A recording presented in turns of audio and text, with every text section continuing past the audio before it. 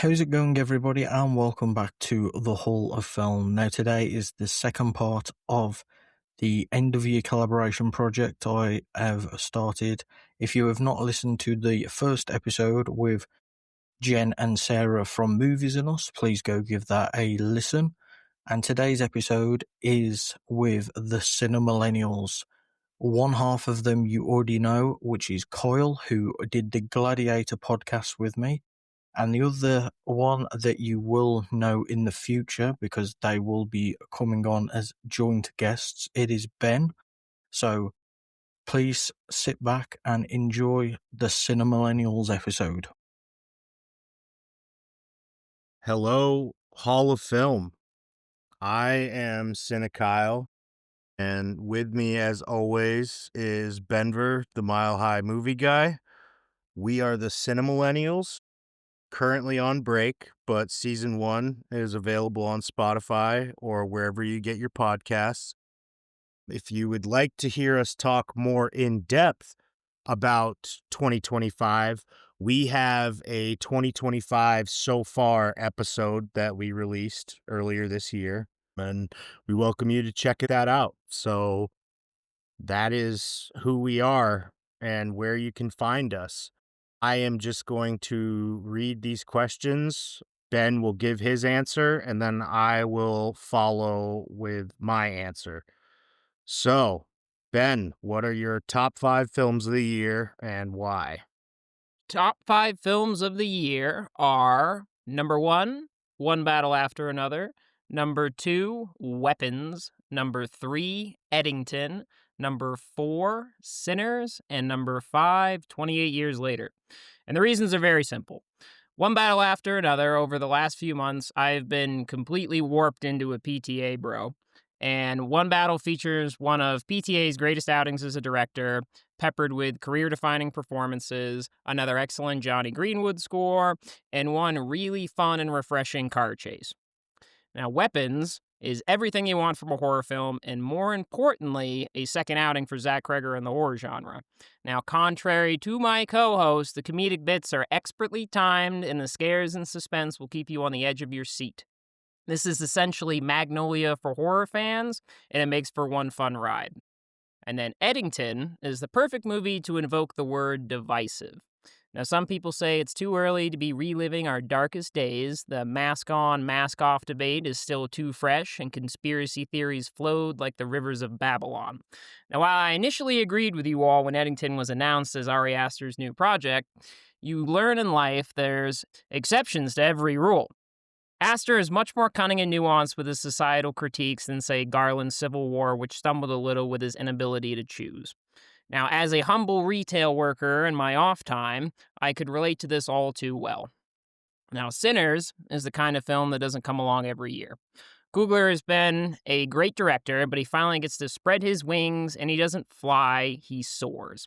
With a musical scene that some people would say is the scene of the century, Michael B. Jordan putting on a delightful double trouble performance, and a plot that plays out like Prohibition era from dusk till dawn, there's a little fun for everyone.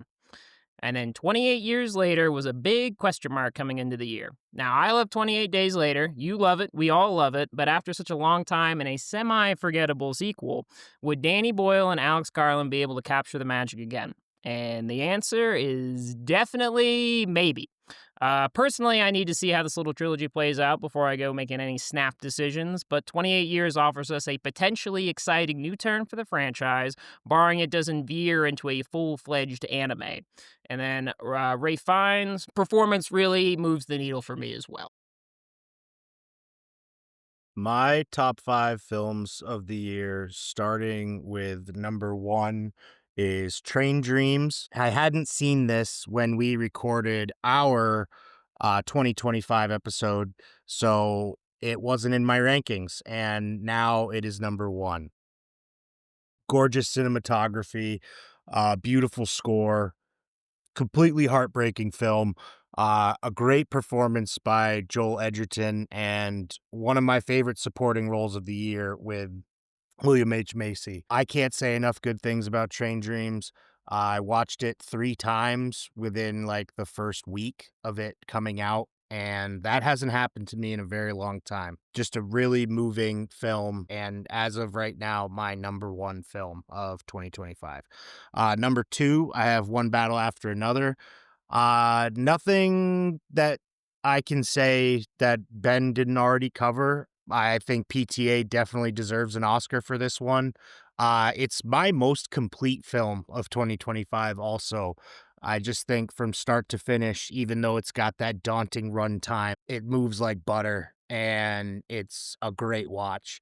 Number three was my number one film for most of the year, and that is Sinners. It kind of took us all by surprise. I remember when I saw that it had an April release date. I was a little excited in the beginning of the year, just kind of because of the Michael B. Jordan and Ryan Coogler team up. The story sounded cool, you know, Western vampires, what have you. But I don't think anyone expected what we were given with that film. And I think it being three is important here because it has just had staying power in the rankings. I really don't see it dropping out of my top five for the year. I was my favorite film for most of the year and still one of the most rewatchable films that came out this last year as well. My number four is The Ballad of Wallace Island, another movie that seemingly came out of nowhere. It's very funny, a very touching story. I didn't know anything about the writer or the actors for that matter outside of Carey Mulligan. Obviously everybody knows Carey Mulligan.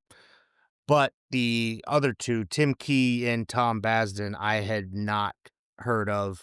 This was my first exposure to them, and I was really moved. I thought it was a great film. My number five, I've kind of cheated. I went with Black Bag and Phoenician Scheme. I can't pick between the two. They're excellent movies from seasoned directors. I really love Wes Anderson. Phoenician Scheme, I thought was a great Wes Anderson film. And Black Bag is like one of the sleekest, sexiest spy movies I've seen in some time. It's definitely not everyone's flavor because it's not gung ho action spy, but as far as just espionage, really nice suits, really fancy dinners, Michael Fassbender, Kate Blanchett.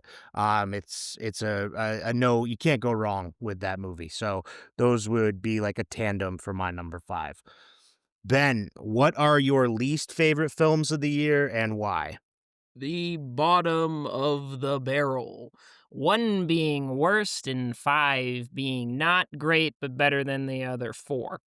So we have number five, the Minecraft movie. Number four, Good Boy. Number three, Tornado. Number two, The Monkey. And number one, Jurassic World Rebirth.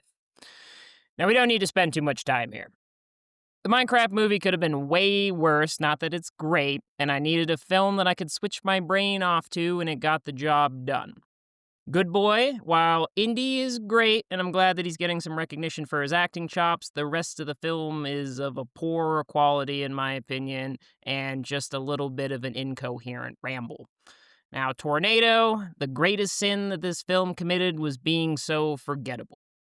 The Monkey is another swing and a miss for Ozbad Perkins. I jest. I have nothing personal against him, I just think our ideas of horror just do not align.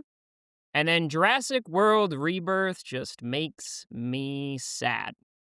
The Jurassic Park franchise is like the life of a family dog. The last several years have been a bit rough, and then I just watched it get euthanized on screen.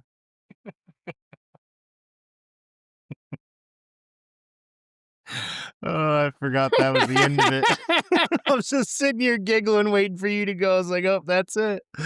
Oh, all right. I am going to do mine in the same order that Ben did. So I'm starting with um ones that were not, you know, as bad and then going right into the real shite. So my first one here is You're Cordially Invited. It was a Will Ferrell vehicle, and I am disappointed by late career Will Ferrell. This had the opportunity to be funny. It had a good cast. The script was horrible, and it was just a not a good comedy at all. The next one would be Wolfman. I really wanted to like that movie. It was incredibly disappointing. I really hope that Robert Eggers does it right. As we've talked about before, it's hard to do, but gah, it's a rough film. The next one, Love Hurts. Marshawn Lynch is the only reason anybody should watch that movie. He is great in it. The rest of the movie is very poor. Next one is a Minecraft movie. I don't know if I can say anything more than I already have. So if you'd like to hear my thoughts on the Minecraft movie, refer to the Cinemillennials podcast. And my least favorite film of the year is Ash. I'm still not sure what it was. It was made by Flying Lotus and he was going for something, but boy, it did not work for me. And that easily my least favorite film of the year. Ben, what was your biggest disappointment of the year? Well, that would have to be Mickey 17, which was my most anticipated movie of the year, actually, to start. Bong Joon-ho following up his global hit Parasite, what's not to like? Now, Bobby P is great in his very own Double Trouble role. Had a lot of those, a lot of double roles this year. But I feel the story treats its audience like idiots at times. Tony Collette's talents are wasted, which is hard to forgive. And while a 3.5 isn't a bad score when you're thinking it's going to clock a 4.5 at minimum, it dampens your spirits a little. My biggest disappointment of the year was A House of Dynamite. I liked the film. I was very excited for a new Catherine Bigelow movie, and had a loaded cast. Ultimately, it just didn't work. The first 45 minutes are the best part of the film, and then from there, it kind of treads water. I didn't really care for the way they told this story. I don't wanna spoil it here for anyone that still might wanna check it out. I have it at 3 stars, so it wasn't a terrible movie, but for the expectation I had on it being Catherine Bigelow, having the cast it had with Rebecca Ferguson, Idris Elba, Tracy Letts, I'm forgetting some names, but you get the point. Tracy Letts is actually very good, and one of the biggest issues this film had was Rebecca Ferguson needed more screen time. I understand what the film was going for. I think there's a good movie in there. It just needed the story needed to be told differently. And ultimately came away pretty disappointed by that one. What was your pleasant shock of the year, Ben? Well, that is tough because I have two for different reasons. Now we have Companion, which is in my top 10, and I did not expect to enjoy it as much as I did. But Jack Quaid, everyone's favorite and lovable Nepo baby, and Sophie Thatcher, a personal favorite, are delightful. The other surprise is Deep Cover, a hilarious trio featuring Bryce Dallas Howard, Orlando Bloom, and Nick Mohammed. This movie was from our 802 Film Club, and I thought it would be nothing more than like a straight to stream at Amazon nosedive. Instead, it is actually one of my favorite comedies of the year. My pleasant shock of the year was Caught Stealing, mostly because I am not a big Darren Aronofsky guy, but I think that's also why I like the film so much is because it doesn't feel like Darren Aronofsky at all. I was very charmed by Austin Butler. I thought Zoe Kravitz was great in her role. I really loved Butler as the lead. He's had a good stretch now, but I think this one really confirmed his status as leading man in Hollywood. The film is propped up by some solid supporting performances, and it was just a really fun time at the movies for me. I understand the people that don't like it as much, and I also see that a lot of those people are the big Aronofsky heads. So I completely understand, but Caught Stealing for me was a very pleasant surprise. Who is the breakout star of 2025 for you? It is not an easy decision to make because there have been some great ones. But for me, it's got to be either Chase Infinity, who goes toe to toe with some actin heavyweights and doesn't flinch, or Austin Abrams in Weapons, playing a man going through some hard times to say the least. I am very excited to see what those two do next. My breakout star is Mia Threopulton. from Phoenician Scheme. I kind of just butchered her name there, but I looked it up to make sure that it was Threopleton, so that I didn't screw that part up. But anyway, she was excellent. She held her own with Benicio del Toro and Michael Cera, and I thought she was a perfect addition to the Wes Anderson collection of actors. I can't wait to see what she does next, but I would also love to see her do another film with Wes Anderson because I just felt like her delivery of the one-liners and jokes she had was perfectly timed and just like a perfect match for the style that Wes Anderson brings to the screen. If no one has watched a film from this year, what do you recommend? Ooh, it's a tough one. Now, my answer, I will say, is contingent on the fact that you like horror. But if you haven't watched a film this year and you can see only one, I would say Sinners is the bang for your buck film. It's one of the biggest films of the year, both at the box office and in pop culture. You got music, you got horror, action, suspense, beautiful cinematography, quite literally a little something for everyone. Mine are not going to surprise anybody. I picked three, and they're all three that are my top three films of the year. I say if you want to cry, watch Train Dreams. If you want to think, watch One Battle After Another. And if you just want to have fun, watch Sinners. What is one thing you want to see change about the industry going into next year? Well, it's not an original take by any means, but more movies need to be getting theatrical releases. And also not just releasing in some in limited capacity. I don't like these limited theater runs. I want films to be sweeping across the country through every theater, and you shouldn't have to miss out on a film just because you live in a more rural state. I have exactly the same thing. I want longer theater runs, more time between release and going straight to VOD. I know it's unrealistic, but it just sounds nice in theory. I just really hope box office numbers stay strong and theaters are able to stay open. So just like take this time to say support your local theater. If you need something to do, go see a movie. I can't stress that enough because with everything going on with Warner Brothers, and obviously we don't have that kind of time to talk here, but with all that stuff going on now more than ever, we just need to support the movies we like because if we don't go see them in theaters, they are going to stop making them.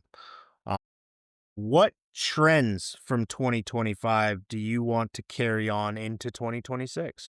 Well, horror has had a big year in 2025, both in terms of quality and box office numbers. So I hope to see that trend continue and hopefully rise, and hopefully we have some even bigger, greater, more awesome horror films in 2026. I've been really digging this trend of giving directors like Ryan Coogler a blank check to make their passion projects, like Sinners. It just shows that if you put the money and the trust into someone, what can actually be made. You get a film like Sinners, which, came out of nowhere, made all this money back. I just think we've got to trust the auteurs we have. Obviously, some of these guys do just get a blank check and can do it because they've earned that. But let's keep doing that. Let's let the artists make art. And I'm also loving the trend of less superhero IP releases. I know we still had a bunch of big Marvel and DC titles, but it feels like it's slowing down a little bit. And here's hoping that that improves the quality of those films because I was a big superhero head for a while. I would love to go back and see some more superhero films. I just don't wanna see as many as we got the last few years, so I'm glad that that's slowing down a little bit. Ben, what was your overall impression of the 2025 film year? Well, like many years, it started a little slow, but has really come on as of late. We got a lot of great stuff here towards the end of the year.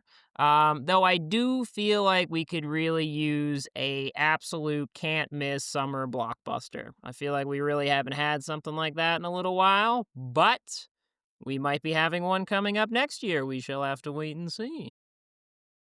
I think it's been a good year overall. It does feel kind of top heavy though. Just in the sense that with my ratings, I think I've come across more 2.5 star films this year. And obviously this is just based on my opinion, but I've come across more 2.5 star films this year than I did all of last year, and I have only watched like 53 movies from this year so far. So I'm still working towards my goal of getting to 100, and that's about where I'm at for 2024. And I didn't have as many 2.5 star films. So with that being said, like I do think there's been some really good stuff. I just think when you don't have the good stuff, it tends to be a miss more than a hit. It has been an excellent year for horror as well. So just that in general, 2025 feels like a very strong return to form for horror. I don't see that going anywhere just because of the box office numbers that it has produced this year. What film, in your opinion, didn't get enough love? Ooh, I think that's gonna have to be The Ugly Stepsister, which is like Victorian era The Substance, but even more stomach churning. It's the kind of film for people who like to test their gag reflex. It is one of the grossest movies I have seen in some time, and I say that as a very high compliment. For me, it's Black Bag. I think it's a top 5 Soderbergh movie, in my opinion, and I don't think it deserved to flop the way it did at the box office. Again, I know it's not gonna be everybody's cup of tea, but I really think this is gonna be one that people go back and look at and just kind of ask, like, "Why didn't this movie perform better?" With the cast it had, with the nice trim runtime. It's just a very well made film, and I don't think it got the love that it deserved. Well, I guess here we can just kind of go back and forth on this one because this is our future plans. Season 2 Cinemillennials coming January 5th, 2026. So we hope to see some more of you there. Hopefully also some more collabs with Hall of Film and other creators. The Cinemillennials doors are open, so just hit us at our email, cinemillennialspod@gmail.com, and let us know if you want to do something like this or come on an episode or have us on an episode, whatever. We are open for business and happy to talk film with anybody. Do you have anything you'd like to add to this, Ben? No, we are hard at work in the lab brewing up a big old batch of season 2 of Cinemillennials for everybody, just applying our blue collar lunch pail work ethic to watching movies for all you wonderful people. And like Kyle said, we're happy to talk films with everyone on their time, on our time, on anyone's time.